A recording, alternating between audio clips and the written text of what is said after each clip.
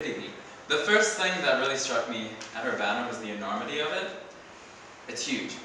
And I found that so encouraging in so many different ways. So like in particular with the worship, can you imagine worshiping the same God with 17,000 other college students? 17,000. That's so encouraging. The main reason why I went to Urbana was because friends of mine in Switzerland, old family friends, went when they were college students to Urbana. So it was just something absolutely amazing, and the worship not only was amazing because there were 17,000 of us there, but also we just celebrated every culture. This is something that I missed back home in Switzerland. We would not do that. We would do Christanen, we would do Hillsong, we would do music like that. We wouldn't explore other cultures. And so that was something that God really opened my heart up to. Because yes, I love Christanen, but there are so many beautiful parts of other cultures, of other ways of worshiping God. There were some really powerful testimonies too. There was a lady called Chailing who was considered to be like the commander-in-chief of the student protest in Tiananmen Square. Is that what it's called?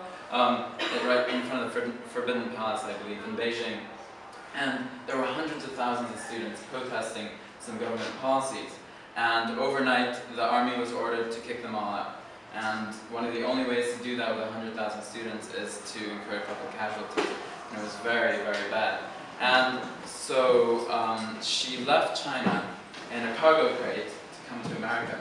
Now she was protesting above all the one-child policy and a lot of policies against girls. And she was telling us that as a result of this policy, 31 million girls have been killed. And also mothers who've been forced into military facilities and had enormous syringes and needles stuck into them, stuff like that, while they're awake to have a forced abortion, would commit suicide afterwards. And so as a result, there are many more men in China than there are women. So Chailing was subjected to 7 sexual assaults in her life, and she's had 4 abortions. Horrible, horrible things. And yet in 2009, she became a Christian. And she decided that she's going to dedicate her life to God through these movements, through protesting their existence. And so bringing it a little bit more home to myself, God really solidified in an encouraging way for me what His mission for me is. And it's about care for creation, or caring for the environment, or whatever you want to call it. They were telling me that they had to call it care for creation because otherwise they'd lose the support of any Republican Christians. So yeah, but I went to a couple seminars, and in Genesis chapter 1, we are charged with dominion over creation. We're called to be stewards over it. And God particularly challenged me in this respect. So we often see others suffering and we want to help them, right? Be it poverty or other social justice issues, we want to go out and help them by giving them food or shelter or things like that. And that's great, because we can show God's love by getting outside of our comfort zone and helping others. Yet, what we tend to do with the environment is we think, God will take care of that, you know? That's in God's hands, you know, which some people do say about social justice issues. But we know that that's not the case. And someone really challenged me at Urbana and said, if we love God's people, then we must also love the environment, because we all depend on the environment. You know, we like to ostracize the environment as something that's out there, but yet we're part of creation, right?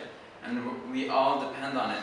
And yet what's also interesting is that those who are least reached Christians, the least reached Christians of the world, are also the most environmentally susceptible to climate change. And so this is a huge platform for us to be able to reach out to them in the first place, you know. There's so many people out there in the Maldives, in Bangladesh, in Indonesia, countries that would normally never open up to Christians, who would, however, really like help in terms of trying to deal with soil erosion or other environmental issues. And so there's just some really, really exciting things that came out of that. And so at the end of the conference, God really challenged me to follow Him no matter what, you know, give my life to Him, and whatever that might mean. And what was really encouraging was that the last person that spoke was Terry Leblanc, and he actually spoke about caring for creation. And I was told that this was the first time that someone had spoken about this on the General Assembly stage at Urbana. So that really meant a lot to me. So just to close, with something that Kalisto Odede, I think, said. He said, "Have you ever wasted time with God?" And that's something I struggle with a lot. You know, I want to get good grades, I want to, build relationships with others. But at the end of the day, what is of eternal importance is spending time with God, or serving Him in His mission. So yeah, thank you.